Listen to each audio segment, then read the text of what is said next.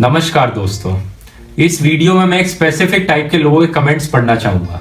ये वो लोग हैं जिन्हें जितना भी समझा लो उन्हें समझ में ही नहीं आता है। इन लोगों में क्रिटिकल थिंकिंग नाम की कोई चीज ही नहीं होती है। ऐसे लोगों को आप अनभक्त कह सकते हो, ब्लाइंड फॉलोअर्स कह सकते हो, ज़ॉम्बीज कह सकते हो, कुछ भी कह लो। इन भाई साहब ने कितनी आसानी से अंधभक्त के बारे में बता दिया। वैसे ये वीडियो 7 साल पुराना है, लेकिन मैंने अभी कुछ दिन पहले ही देखा और जब से मैंने ये वीडियो देखी है तब से मेरे दिमाग में हलचल मची हुई है एक शब्द को लेके जिसे कहते हैं अंधभक्त। आपने दुनिया भर के यूट्यूबर्स और मीडिया वालों के मुंह से इस वर्ड को जरूर सुना होगा। वैसे कुछ सालों से ये राजनीति में कुछ ज्यादा ही उपयोग हो रहा है, या फिर कहो जब से मोदी जी प्रधानमंत्री बने हैं और बीजेपी सत्ता में आई है, इसका इस्तेमाल कुछ ज्यादा ही बढ़ गया है। तो क्या पहले कोई प्रधानमंत्री नहीं था या फिर कोई पॉलिटिकल पार्टी नहीं थी? अगर थी तो क्या इनका कोई अंधभक्त नहीं था? या फिर अब सिर्फ मोदी जी के ही अंधभक्त हैं? राहुल गांधी, केजरीवाल, अखिलेश यादव, क्या इनका कोई अंधभक्त नहीं है?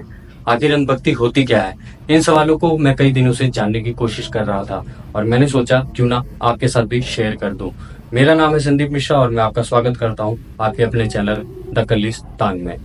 वैसे मुझे राजनीति में कोई खासी दिलचस्पी नहीं है और ना ही मेरे बाप दादा राजनीति से हैं, मगर कोई एक ही पार्टी पर जब बार बार उंगली उठाता है तो मुझे गुस्सा भी आता है। और इस लोकतांत्रिक देश में सबको अपनी अपनी बात रखने का सामान्य अधिकार है, तो मैं भी आप सबके सामने अपनी बात रखना चाहता हूँ।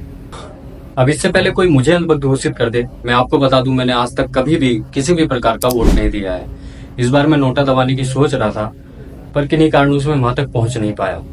अब सबसे पहले समझते हैं अंधभक्त शब्द को। यह शब्द दो शब्दों से मिलकर बना है, पहला अंध और दूसरा भक्त।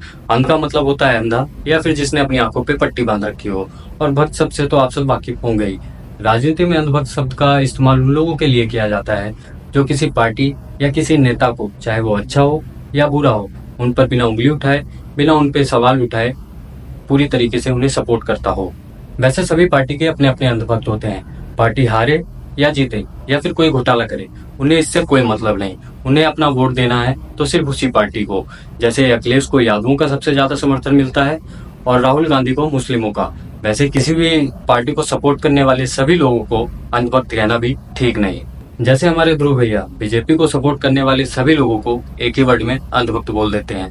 लोगों को अपनी सरकार चुनने का पूरा अधिकार है ध्रुव भैया, इसे अंधभक्ति कहना ठीक नहीं। अब वो जिसे चाहे सत्ता में ला सकते हैं, शायद उन्हें उनका काम पसंद आ रहा हो इसलिए वो बार बार सत्ता में आ रहे हैं। अब जरूरी तो नहीं जिसे आप पसंद करते हो उसे सब पसंद करें, जिसे आप चाहते हो उसे हम सब चाहें, और फिर कोई आप पर ही उंगली उठा दे तो फिर वो अंधभक्त। वाह भैया वाह।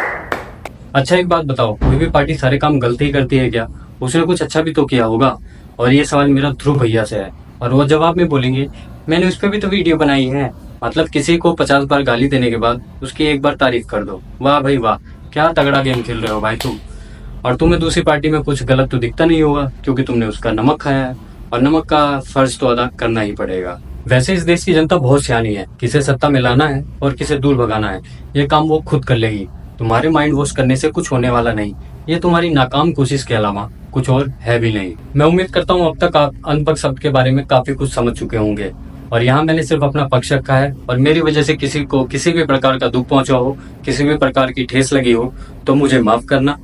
और मिलते हैं फिर किसी नए टॉपिक के साथ, तब तक के लिए नमस्कार।